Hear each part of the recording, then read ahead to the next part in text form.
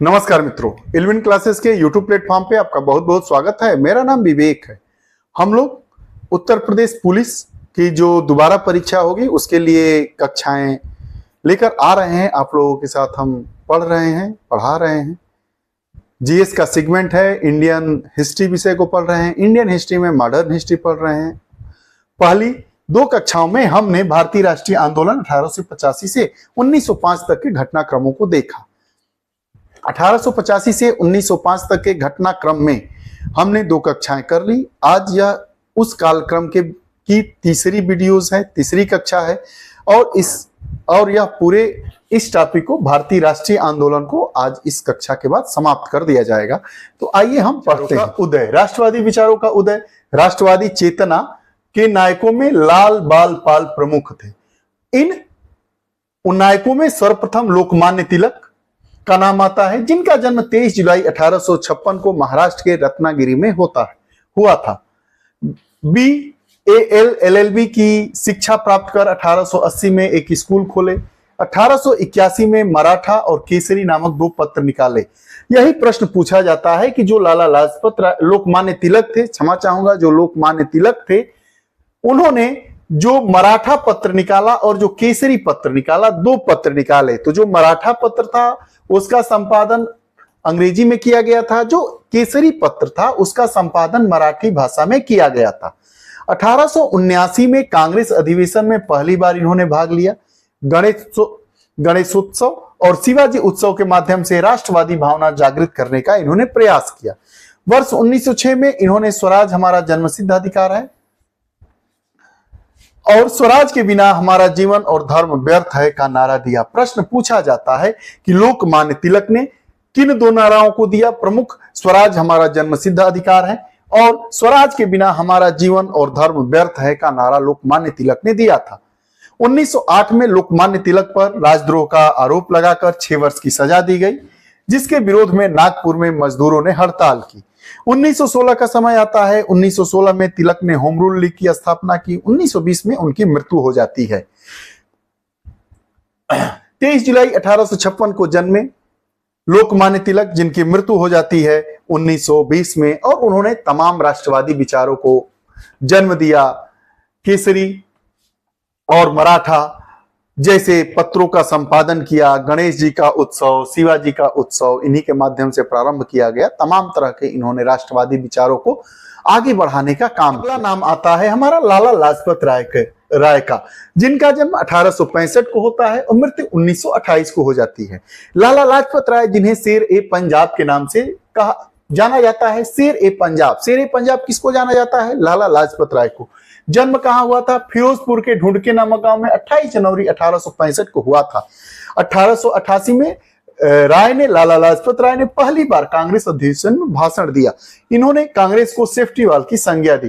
कांग्रेस को सेफ्टी वाल की संज्ञा किसने दी? तो लाला लाजपत राय ने। कांग्रेस को सेफ्टी वाल की संज्ञा किसने दी? लाला लाजपत राय ने। सेफ्टी वाल का कॉन्सेप्ट क्या है आप जानते हैं? सेफ्टी वाल का कॉन्सेप्ट यह है कि जितनी राष्ट्रवादी गतिविधियां है या उनको हवा देने वाले लोग हैं, उनको एक जगह इकट्ठा करके उनकी आवाज को निकाला जाए, ताकि देश के और लोग राष्ट्रहित से ओतप्रोत हुए बिना यही समझे कि यही हमारे नेता हैं और वो अपने आप को राष्ट्रीय आंदोलन में न ला पाए। इसी को सेफ्टी वाल की संकल्पना कहा गया, सेफ्टी वाल कहा गया। तो वही लाला लाजपत राय ने कांग्रेस को सेफ्टी वाल्व की संज्ञा दी कि जो कांग्रेस पार्टी है वह अंग्रेजों के लिए सेफ्टी वाल्व का काम कर रही है। कुकर आप देखे हैं, कुकर में जो वाल्व लगा रहता है उसी को सेफ्टी वाल्व की संज्ञा दी जाती है। तो वह सेफ्टी वाल्व क्या करता है? कुकर को फटने से बचाता है।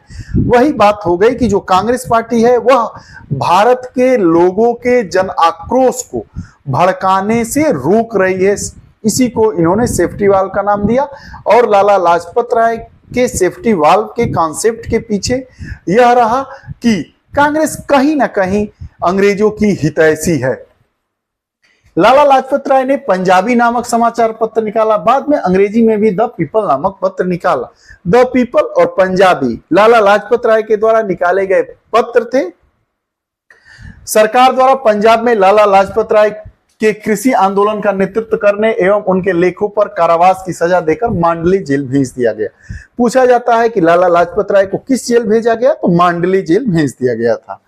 1928 में साइमन कमीशन का विरोध करते समय लाठियों की मार पड़ी, जिसके कारण 17 नवंबर 1988 को इनकी मृत्यु हो जाती है।